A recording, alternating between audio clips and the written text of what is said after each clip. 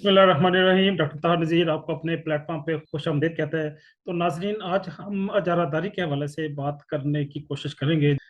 हम जब अजारादारी की बात करते हैं तो सबसे पहले हमें ये समझना चाहिए कि अजारादारी है क्या। किसी भी चीज़ पे, किसी भी एंटिटी, वो चाहे फिजिकल हो, चाहे मेटाफिजिकल हो, इमोशनल हो, साइकोलॉजिकल हो, वो किसी भी फॉर्म में हो, उस पे गैर कानूनी, गैर अखलाकी, इलीगल या अनएथिकल कब्जे को हम अजारादारी कहते हैं।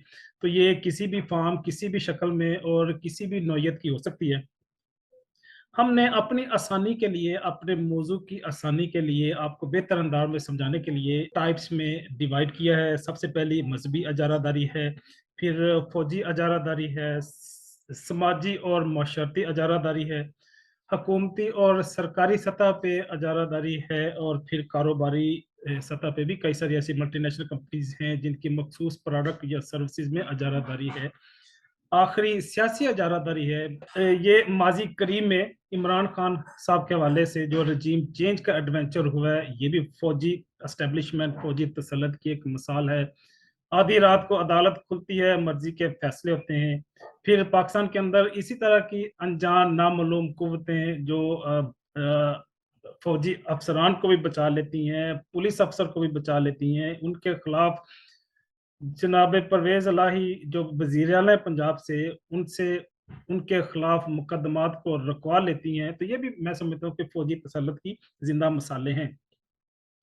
अगर हम समाजी और माशरती सतह पे देखें तो आपको बिल्कुल ये अजारादारी नजर आएगी। शहरों से थोड़ा सा ही मज़ाफ़ात में जाएं तो आपको चौधरी नजर आएगा। वो अपने कौम, अपने कबीले का भरपूर अंदाज में सौदा भी करता है, और सियासी, फौजी और सरकारी कुव्वतों को एक ज़मानत भी देता है कि मैं जिस तरह कहूँगा उसी तरह से ही मेरी कौम, मेरा कबीला, मेरा शहर और मेरा गाँव करेगा। तो ये भी मैं समझता हूँ कि एक समाजी और माशरती सतह पे अजारादारी की मिसाल है, और ये मिसालें अच्छी नहीं है। अजारादारी किसी भी शक्ल, किसी भी सतह पे हो, वो कोई काबिल इस्ताइश नहीं हो सकती। हुकूमती और सरकारी सतह पे भी हम देखते हैं जो commissioner, deputy commissioner, assistant commissioner और दूसरे अफसरान को देखना तो दरकिनार, उनको मिलना या उनके पास जाना ये भी एक मुश्किल मरहला है।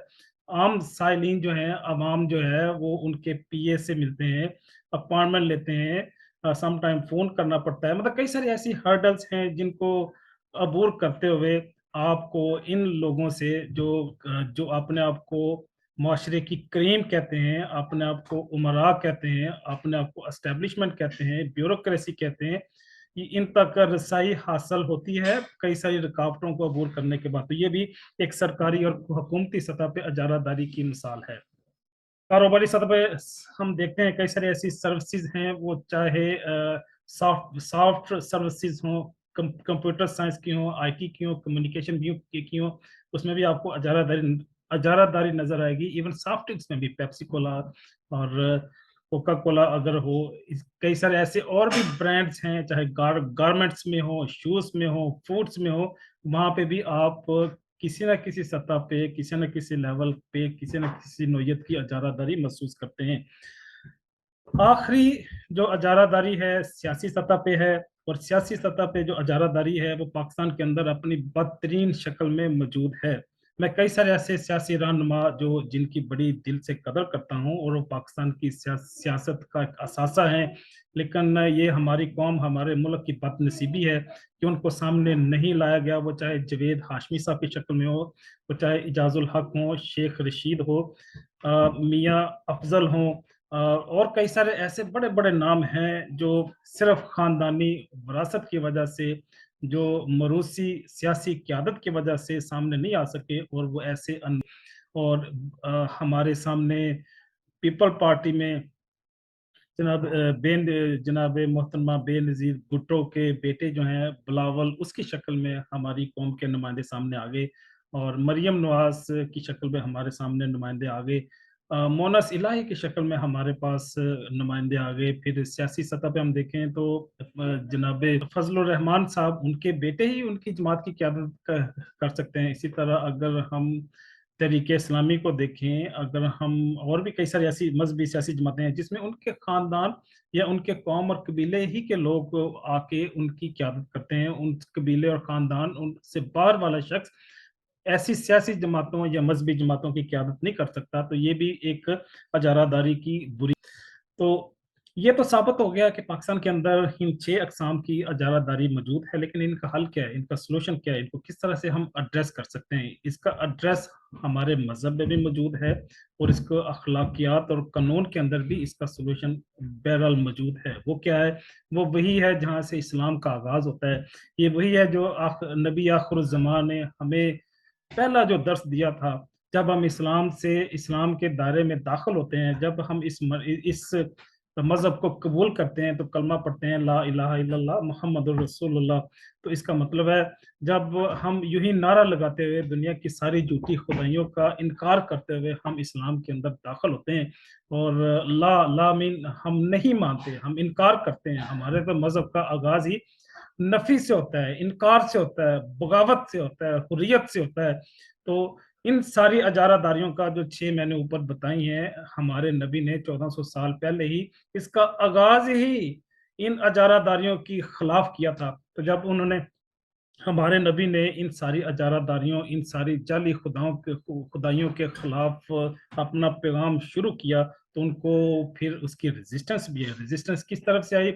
जो सरदारान थे, जो कायदीन थे, जो रहबर और रहनुमा थे उस वक़्त के मुशरिकीन मक्का के, तो उनके फॉलोवर कौन थे? आम से लोग थे, गुरबा थे, जिनके उनमें ऐसे भी सहाबा थे जिनका कोई मज़बूत कबीला भी नहीं था और उन पे सितम भी ढाए गए। तो जो कहने वाली बात है वो ये है कि इनका हल, इन अजारादारियों का हल जो है वो हमारे दीन के अंदर बिल्कुल मौजूद है।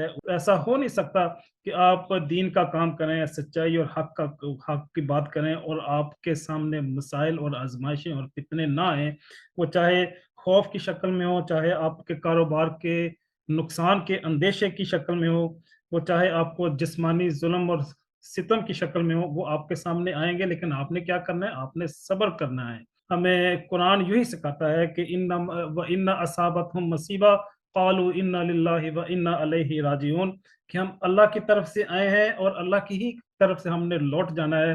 तो आखिर में अपनी गुफ्तगू को मैं कंक्लूड करता हूँ। अपनी इन सारी बातों को हम इसका इस्तेमाल आपके सामने पेश करने की कोशिश करता हूँ कि अजारादारी किसी भी शक्ल, किसी भी सतह पे हो, वो काबिल नफ़रत ही होनी चाहिए। और यह मकबूल जान साहब ने बड़ी खूबसूरत बात की थी कि जिस दिन पाकिस्तान के अंदर 12 मई या वाक़या साहिवाल या मॉडल टाउन, यतीम खाना, लाल मस्जिद, असगर खान, इन सारे जो अदालत के अंदर केसेस पड़े हुए हैं, जिस दिन इनका फैसला हो गया, जिस दिन इनके मुजरमान को सज़ा हो गई, उस दिन पाकिस्तान के अंदर बहुत बड़ा इनकलाब बर्पा हो जाएगा। उन्होंने तो बड़े दावे से खैर ये कहा है कि पाकिस्तान के अंदर कभी भी इनके मुल्ज़मान को सज़ा नहीं होगी। तो इसकी सज़ा क्यों नहीं होगी? इसकी वजह ये है कि पाकिस्तान के अंदर फ़ौजी और अस्करी अजारादारी है। पाकिस्तान के अंदर हुकूमती और सरकारी अजारादारी है। वो हर सतह पे अपनी अजारादारी को टूटने नहीं देंगे। इसी अजारादारी को तोड़ने के लिए इमरान खान सामने आया है और ये वही उसी आज़ादी की बात कर रहा है जो आज़ादी अल्लाह ने हमें अता की है। इसी पैगाम के साथ डॉक्टर ताहा नज़ीर आपसे इजाज़त चाहेगा। मिलते हैं ज़िंदगी के किसी अगले मोड़ में नए इल्मी मौज़ू के साथ। तब तक के लिए अल्लाह हाफ़िज़। पैगाम के साथ डॉक्टर ताहा नज़ीर आपसे इजाज़त चाहेगा। मिलते हैं ज़िंदगी के किसी अगले मोड़ में नए इल्मी मौज़ू के साथ। तब तक के लिए अल्लाह हाफ़िज़।